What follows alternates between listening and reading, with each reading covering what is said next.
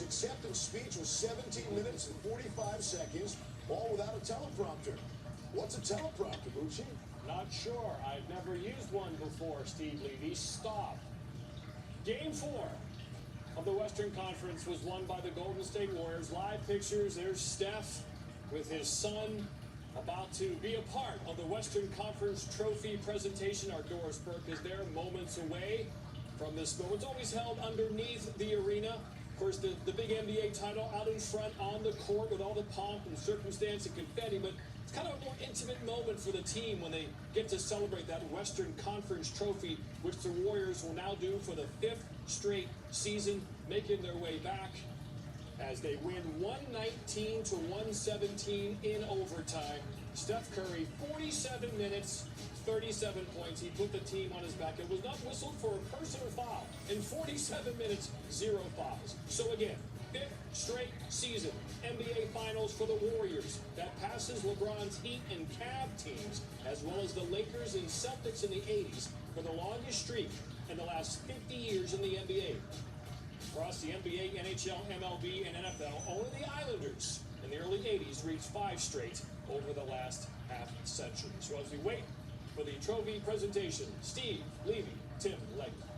All right, Bucci, thanks very much. You can see Legs is just dying to get to that touch screen. He just can't wait. And we will get you right back out to the action and the trophy presentation. Doris Burke standing by as the players are milling around, and we'll do that underneath the stands on the road where the Warriors win in Portland.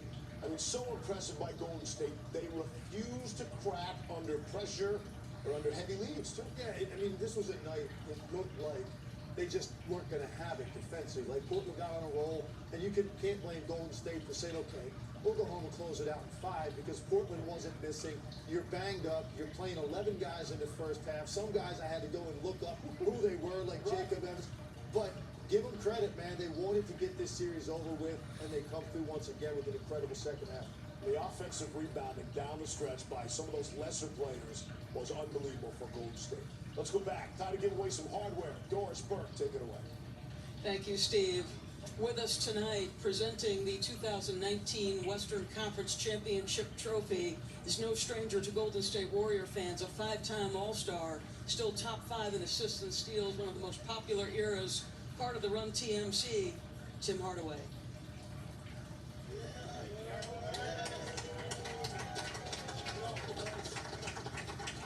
You don't have to hold that. We'll let you put that down a little heavy. You've done enough heavy lifting tonight, Clay. You know, I asked Steph in the postgame, you were down 17 yet again, Clay, and you have a 3-0 series lead. You're down, Andre, and yet this team relentless in pursuit of wins. Why? This is a team interview, guys, so feel free to chime in. But, I mean, just the resiliency of this team, our bench, guys called upon, next man up. These dudes haven't played in the series, and they come in and make a huge impact. Obviously, Steph and Draymond don't need to be spoken for, carrying us tonight. But other than that, all the role guys, amazing. Looney, Zoe, Q, JB, Jonas, down the line. Bogues, sorry, bro. Big Bogues, everybody. So I'm proud of all these guys, and we deserve this. No doubt. Terrific team win. Draymond, listen, you have a chance now. You're only the second team, and it hasn't been done in 53 years. 5th straight finals. Why has this team been so consistent in what is obviously an incredibly difficult journey across a number of years? I think, we have a bunch of guys committed to winning. Every guy up here, Kevin, everybody a part of this organization, we all have one goal. And every year, no matter what bump in the road we hit during the year, we always know what the end goal is. And, it's credit to, to our organization, our ownership, our front office, our coaching staff. Everyone is committed, and when you have that type of commitment to winning, great things happen. This is a group that will have an opportunity in the final year at Oracle to go back and try to compete for another NBA championship. Your 2019 Western Conference champions, the Golden State Warriors, back to Bristol. All right, Doris, thank you as we get ready to cross over the top of the hour. Simply incredible, and it's how they do it, Bucci, right? The Warriors are the first team in the last 20 seasons to win 3 consecutive playoff games, coming back from 15-point deficit or more. And every time you think it's going to get away from them, it's just not the case. 5 straight finals. Only Bill Russell's Celtics in the late 50s and mid-60s have done that. What a performance. And here's how it ended down the stretch. Remember, this was a high-scoring first quarter. Both teams slowly, as the game went along, got tired, and it was harder to get points. It's 111-111. Here's Curry. Hesitation to the hole. And clearly, he travels as he tries to set up a three. So he goes in there. There's a rake there. No foul called. He could have pulled up on a wide-open jumper. Why he wanted to go back and get the three, he didn't need it. Again, the score was tied, but look at his brother Seth. Guard him, guard him. Whoa, he traveled! And he did. So the game remains tied. And that gives Portland a chance to prevent the sweep. Lillard kept going inside. Throws up the running one-hander. It doesn't go. As the Trailblazers only get 16 points in the fourth quarter. Again, they had 35 in the first quarter, 32 in the second, but then 26 in the third, only 16 in the fourth. Golden State by 1 in overtime. C.J. McCollum from the free throw line got it. McCollum had 26 points. He was 5 of 9 shooting threes in the game. Portland by 1, 90 seconds to go. Curry! No. Rebound underneath. It's McKinney who knocks it in. Remember, he started the game, played 26 minutes, had 12 points. Golden State by 1. Draymond Green. What a series he had. Drains a three. Remember, these are shots he was passing up. Looked like he had the yips with a lot of his outside shooting. But you can see in this series, he had a triple-double. Curry had a triple-double. That never happened before in playoff history in the NBA.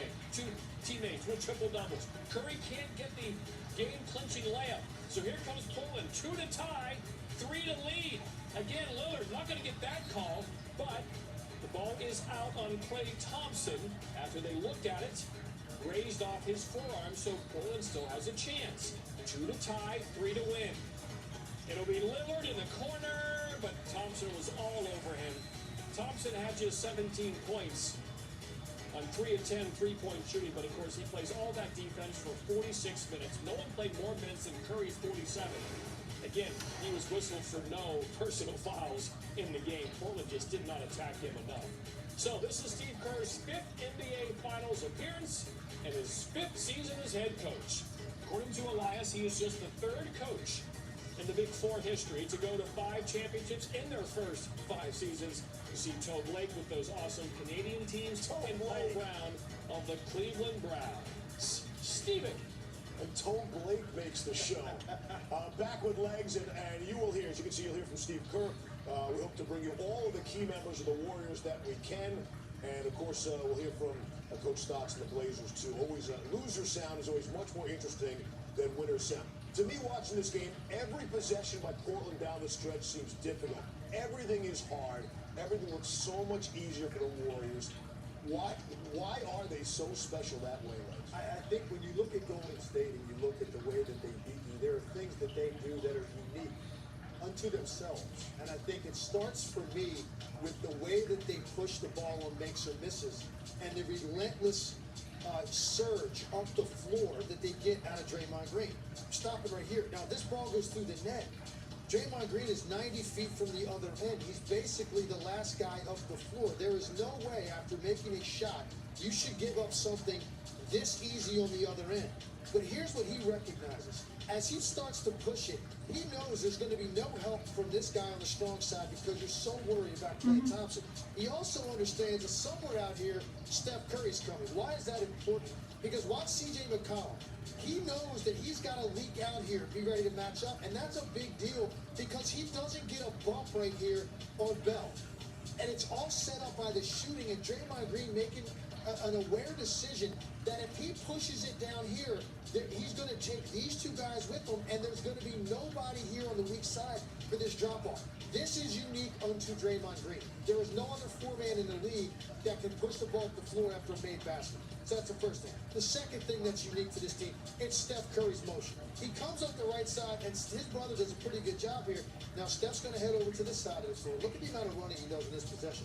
Catches it. Pretty good job. Let's give it up. All right, now what are you going to do, Steph? Let's start over here. Let's circle back to this corner. And just watch this guy move. It's a beautiful thing. Gets all the way down to the corner. Keep moving it, Warriors. Dribble job. Here's what Steph is aware of. Right now, Damian Lillard is peaking here at this dribble drive penetration. That's all Steph needs to know. As soon as he peaks, he's going to run to the opposite side of the floor where he's going to get a nice little screen here, and he's going to use great footwork to square up.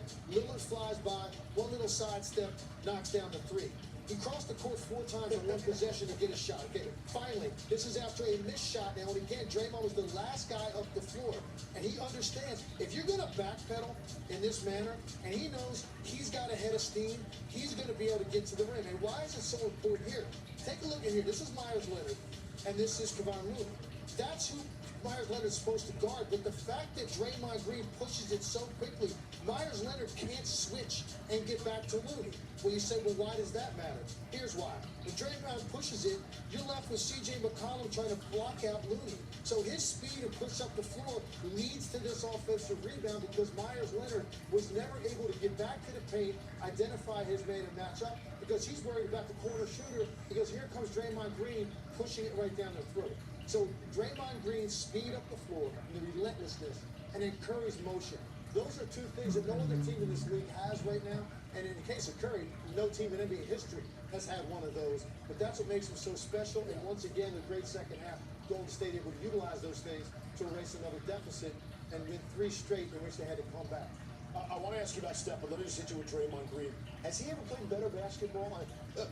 That's the best series I think I've seen him play. Well, look, you're talking about a guy that's been in multiple All-Star games, and Steve Kerr said the last game was maybe the best game he's ever seen him play. I'll take it a step further. I think that was the best game any player has played in the playoffs this season, Game 3. Yeah. And he came back tonight and basically did it again. There's something that he has found, a renewed confidence in his offense that is critical to this team. And at times when I watched him in the regular season, it was definitely missing. He wasn't a threat anymore to score. And that meant his defender could now be back in the lane, and it made it much more difficult for Durant, Curry, and Thompson. When Draymond Green is pushing it at the rim like this and knocking down those threes that he's going to get 5-6 a game completely open, when he just adds that element, now you've got a guy that impacts the floor all over and puts his imprint on every facet of the game. That's what he did for the last 2 games, and he's done it all throughout the postseason. You may be right. This may be the most consistently great offensive basketball that I've seen Draymond Green play. We know he's always going to defend. And consistently, that's Steph Curry, 35-plus every single game in the suite. Yeah, I mean, the motion, right? So you're back to pre-KD days, the way he's playing. I think he relishes everything kind of focusing on his movement because he loves to play that way. I texted somebody during the game. I said, Steph has that look tonight of a guy that can play 5 games tonight. You know, sometimes you get in such a rhythm as an athlete, you don't breathe hard, ever. That's what Steph looked like tonight. It was effortless for him, and that's what you think about when you think of Steph Curry at his best in his 2 MVP years. They're back to basing everything they do off of his motion and the problems it causes defensively because of communication issues and how far you have to extend. Now, obviously, you're going to add KD. We think at some point when you make that adjustment, you go back to that X number of possessions. But KD just uses his greatness to get shots off. But man, it's been fun to watch Steph. Yes. Rewind the clock a little bit here over the course of the last 6 games. No Durant, no Iguodala, no Boogie. No problem. I mean, if they would have all played, you think they would have beaten the Blazers in 3. Bucci, over to you. Doris Burke is live with us in Portland. And Doris, you've seen a lot of great basketball in your time playing and now with us.